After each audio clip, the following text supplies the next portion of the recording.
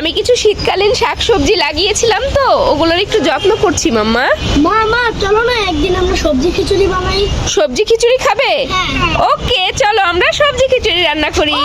এই শীতের সিজনে বাজারে নানান রকম শীতকালীন শাকসবজি পাওয়া যায়। সবজি খিচুড়ি সারা বছর রান্না করা গেলেও এই সিজনটা হচ্ছে সবজি খিচুড়ির জন্য স্পেশাল।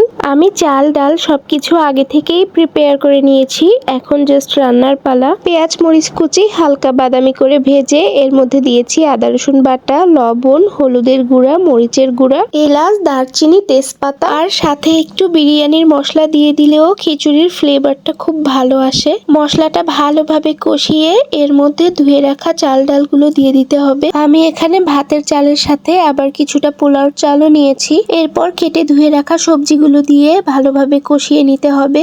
কষানো হয়ে গেলে এর মধ্যে পর্যাপ্ত পরিমাণে গরম পানি দিয়ে দিলাম। চালটা একটু ফুটে উঠলে আগে থেকে সিদ্ধ করা বুটের ডালগুলো এর মধ্যে দিয়ে দিব। সবকিছু ভালোভাবে সিদ্ধ হয়ে গেলে এবার বাগার দেওয়ার পালা। পেঁয়াজ আর রসুন কুচি বাদামি করে তেলে ভেজে খিচুড়ির মধ্যে বাগার দিয়ে দিলাম। আর এই বাগারটা দেওয়ার পরে খিচুড়ির স্বাদ আরো দ্বিগুণ বেড়ে যায়। আর নামানোর আগে খিচুড়ির মধ্যে একটু ঘি না হলে তো জমেই না। ব্যাস ফাইনালি আমার সবজি খিচুড়ি রেডি অ্যান্ড সার্ভ। সবজি খিচুড়িটা আমাদের বাসায় আমরা এভাবেই খেতে পছন্দ করি। একবারে ভুনা খিচুড়িও না, আবার পাতলা টালটালাও না। আদিয়াত খেয়ে বলো তো কেমন হয়েছে?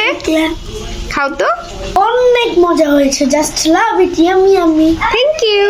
লিসা তুমি খেয়েছো? Yummy yummy. Yummy yummy.